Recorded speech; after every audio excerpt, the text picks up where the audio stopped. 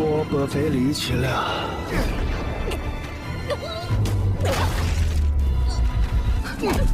为什么？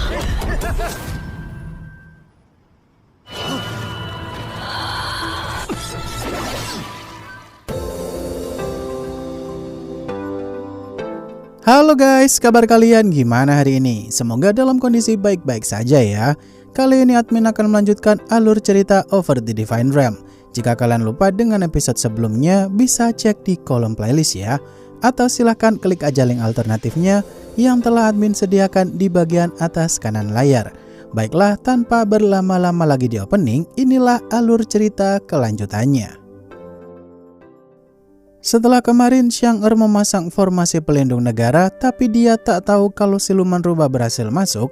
Di sini Xiang pun ingat perkataan ibunya dulu nih guys. Kalau saat Xiang masih bocil dulu, dia bisa melihat dunia luar jika dirinya menyelesaikan ujian kedewasaan. Dugaan Xiang mungkin siluman rubah yang dimanfaatkannya kala itu untuk menghabisi Tuan Penyihir lah yang dimaksud ujiannya tersebut.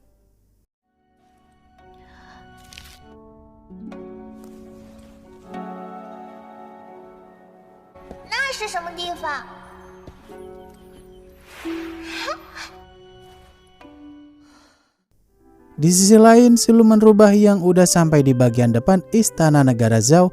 Di momen itu semua pasukan yang berjaga pun merasa keheranan karena gelagat Tuan Penyihir tidak seperti biasanya.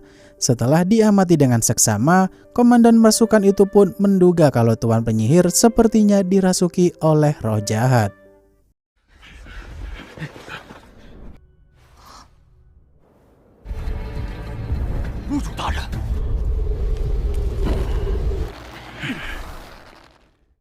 Semua prajurit yang berada di tempat tersebut memutuskan untuk menyerang Tuan Penyihir karena ada yang aneh. Di sini siluman rubah itu pun mementalkan semua anak panah para prajurit tersebut dan menerobos paksa supaya bisa masuk ke dalam sana. Di momen tersebut, Xiang yang merasakan aura membunuh siluman rubah mulai mendekat. Dia pun siap-siap untuk mengaktifkan formasi pelindung negara lagi.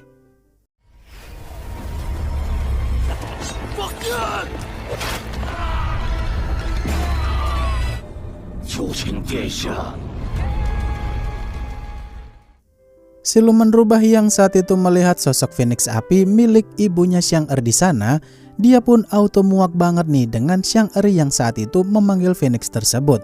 Karena dengan tongkat api suci yang dipegang Xiang adalah senjata ibunya dulu yang menyegelnya. Di momen itu, Xiang pun menyerang siluman rubah dengan Phoenix tersebut. Sedangkan dirinya membuat formasi pelindung negara sekali lagi.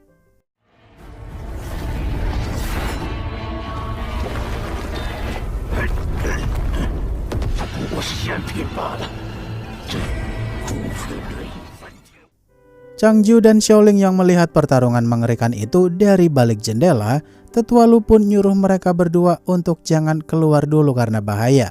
Sedangkan di sisi lain, Xiang yang tak membiarkan siluman rubah itu bebas gitu aja karena dia bisa merusak negara Zhao. Di sini siluman rubah itu pun menyerang Phoenix apinya Xiang dengan petir alam dalam skala yang cukup besar.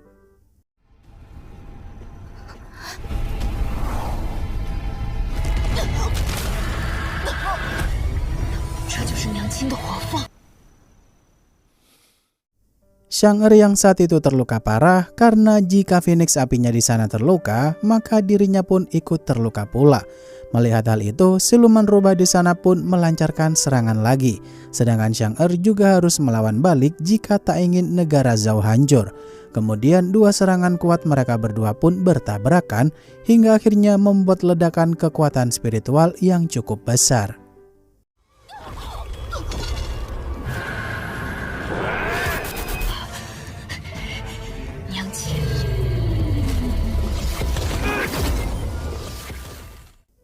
Xiang yang saat itu berhasil memenangkan pertarungan karena siluman rubah itu pergi entah kemana. Setelah itu asistennya Xiang pun menghampirinya di sana karena Xiang udah terlanjur lemes banget nih karena udah kelelahan banget pula. Namun Xiang nyuruh asistennya itu untuk mengevakuasi para penduduk mengungsi ke tempat aman aja karena siluman rubah menargetkan dirinya.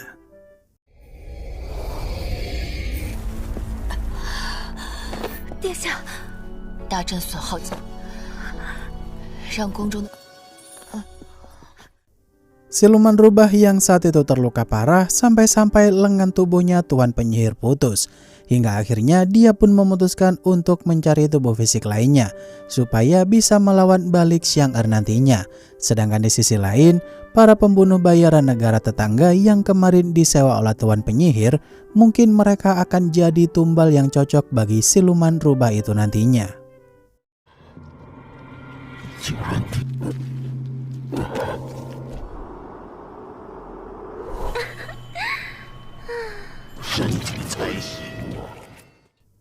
Para pembunuh bayaran itu yang berdebat satu sama lain karena mereka punya prinsip berbeda dalam misi kala itu. Di sini, Ciuli selaku murid Tuan Penyihir pun datang dan nyuruh mereka untuk berhenti bertengkar. Karena untuk sekarang mereka harus sabar nunggu kabar dari Tuan Penyihir. Pada kenyataannya mereka nggak tahu aja tuh kalau tubuh Tuan Penyihir dikendalikan oleh siluman rubah. 败朝了，二位还真是夫臣。听说那赵香儿破戏了，赖老头。家师只让我按原计划行事。 Beberapa saat kemudian, siluman rubah yang datang sambil menghabisi salah satu pembunuh bayaran itu, Ciuli pun auto terkaget-kaget tuh. Kenapa gurunya bisa berubah jadi begitu bengis seperti ini? Setelah itu, Xin pun beralih ke tempat Xiaoling, di mana dia saat itu dikasih secari kertas berisikan teknik pernafasan untuk berkultivasi. Tapi sayangnya, Xiaoling tak bisa membaca tulisan tersebut.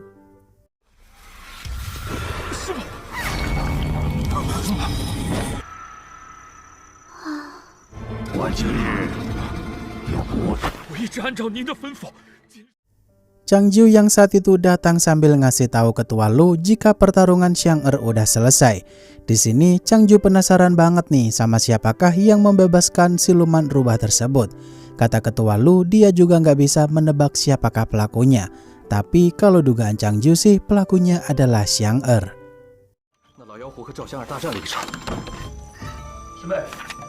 有能力做此事的人并不多。我有些奇怪，这头妖……那老胡应该还没破皇宫大阵。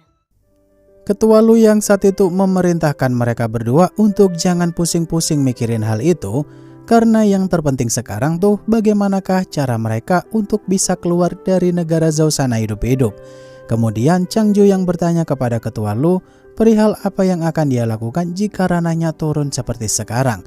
Seketika Ketua Lu pun kaget dengan Changju yang bisa tahu akan hal tersebut. 如何破局才是关键。长命竟留不住我，你怎会知道？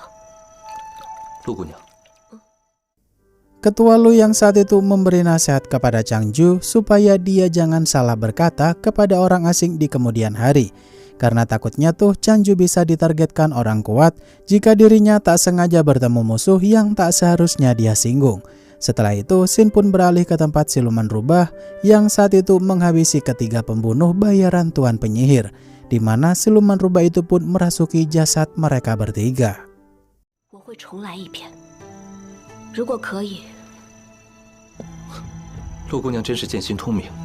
只是人生不过100岁长。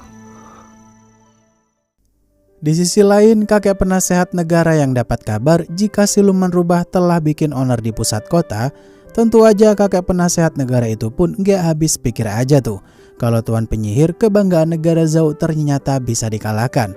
Kemudian Xin pun balik ke tempat Xiang Er, di mana dia saat itu mengawal para penduduk setempat menuju lokasi pengungsian yang aman. 安然无恙，可有伤亡？上至屋主死了，尸骨缺体，那招6条锁链。 Di sisi lain, Ketua Lu yang tak bisa tinggal diam gitu aja, dia pun memutuskan untuk pergi mencari keberadaan tandu terbangnya tersebut, supaya mereka bisa segera balik ke Sekte Pedang Langit. Saat itu, Ketua Lu memberikan topengnya kepada Changju, karena kalau dia tewas, Changju dan Xiaoling bisa diterima di sekte tersebut. Baru aja keluar dari penginapan, Ketua Lu udah disambut aja oleh siluman rubah yang udah nunggu dari tadi. 只要找到青花小姐，我不能再待下去了。以后说不定有用。Ketua Lu yang saat itu langsung menutup pintu penginapan rapat-rapat supaya Changju dan Xiaoling gak ikut campur. Di sini siluman rubah itu pun benar-benar seneng banget nih guys, karena akhirnya dia bisa melawan Ketua Lu kembali. Walau ranah Ketua Lu turun dikit, setidaknya dengan tubuh fisiknya sekarang, siluman rubah itu bisa mengimbangi kemampuan Ketua Lu yang sekarang. 别出来！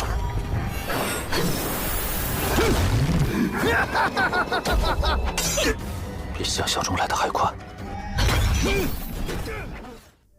Ketua Lu yang saat itu merasa dirugikan banget karena lukanya di pertarungan sebelumnya masih belum sembuh total. Di sini siluman rubah itu pun nyuruh Ketua Lu untuk serius, karena dari tadi Ketua Lu tak bisa melukainya sedikit pun. Bahkan Ketua Lu sendiri aja cukup kaget saat itu, karena setiap serangan yang dia lancarkan tuh seolah-olah pergerakannya bisa dibaca oleh siluman rubah tersebut.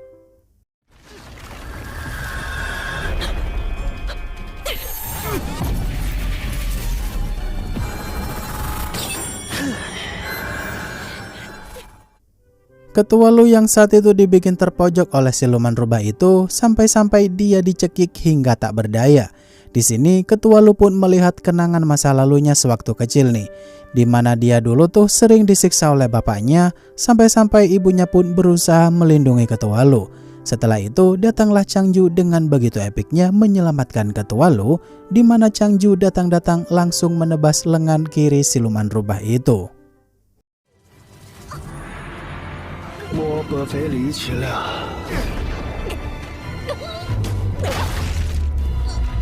为什么？